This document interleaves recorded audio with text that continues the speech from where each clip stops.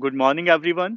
आज हम लोग डिस्कस करने वाले हैं कि कपल्स के बीच, हस्बैंड वाइफ के बीच होने वाले झगड़े को कैसे कम किया जा सके। क्योंकि मोस्ट ऑफ द 70-80% लोगों की लाइफ जो है आपस में झगड़ते हुए, एक दूसरे से जूझते हुए ही गुजर जाती है और कोई इसका सॉल्यूशन नहीं ढूंढ पाते हैं। तो आज हम लोग ट्राई करेंगे इसका सॉल्यूशन ढूंढने की। तो मैं स्टार्ट करता हूँ एक स्टोरी से।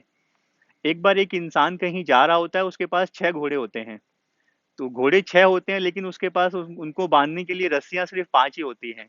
तो रात को जब वो कहीं पहुंचता है जहाँ पे उसको नाइट स्टे करना होता है, तो वो परेशान हो जाता है कि अब मैं इन घोड़ों को कैसे बांधूं, क्योंकि उसके पास एक रस्सी कम होती है। वो क्या करता है, वहाँ पे किसी आदमी से हेल्प मांगता है कि क्या आप मेरी कुछ मदद कर सकते हैं, मुझे कहीं से भी एक रस्सी लाकर दे सकते हैं। तो वो इंसान बोलता है, मेरे पास रस्सी तो नहीं है, लेकिन मैं आपकी मदद जरूर कर सकता हूँ। तो वो उससे 5 रस्सियां लेता है और सबसे पहले वो पहले घोड़े के पास जाता है, उसके गले के आसपास रस्सी घुमाता है, बांधता है और उसको बांध देता है। बाकी के 5 घोड़े देख रहे होते हैं। फिर वो सेम प्रोसेस सेकंड घोड़े के साथ करता है और बाकी के 4 घोड़े देख रहे होते हैं।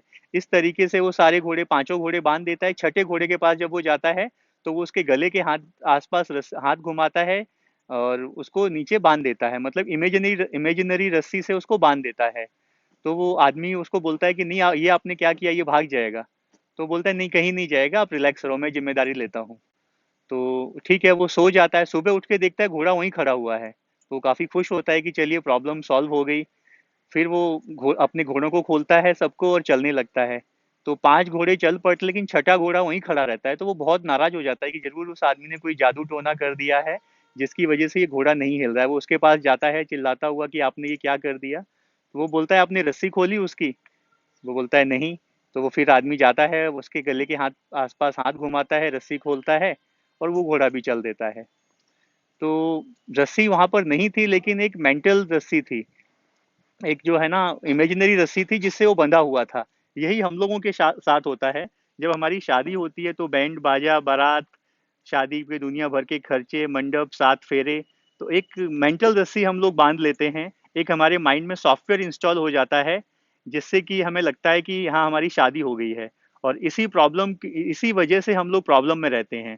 जैसे ही हमें लगता है कि हमारी शादी हो गई है, तो हम एक दूसरे को कंट्रोल करने की कोशिश करते हैं, एक दूसरे पे अधिकार जमाते हैं, हस्बैंड वाइफ बन जाते हैं। और वहीं से सारी प्रॉब्लम शुरू होती हैं। हमने हमारे दिमाग में एक सॉफ्टवेयर हमने इंस्टॉल कर लिया है शादी का, जबकि रियल में ऐसा कुछ नहीं है। तो इसीलिए प्रॉब्लम्स होती हैं। बेटर है कि आप उस मेंटल बैरियर को हटा दें, उस सॉफ्टवेयर को हटा दें। आप हस्बैंड वाइफ ना होके एक फ्रेंड की तरह बिहेव करें। आप एक दूसरे के अच्छे फ्रेंड बने। फ्रेंड्स जब होते हैं तो फ्रेंड्स के साथ हम लोग अपनी बातें भी शेयर करते हैं, उनके साथ घूमना फिरना पसंद करते हैं। उनकी कंपनी हम लोग इंजॉय करते हैं। तो अगर आपको ये झगड़े कम करने हैं हस्बैंड वाइफ के बीच में, कपल्स के बीच में, तो बेटर है आप लोग शादी की जगह, आप हस्बैंड वाइफ की जगह फ्रेंड बने और फ्रेंड की तरह एक्ट करें।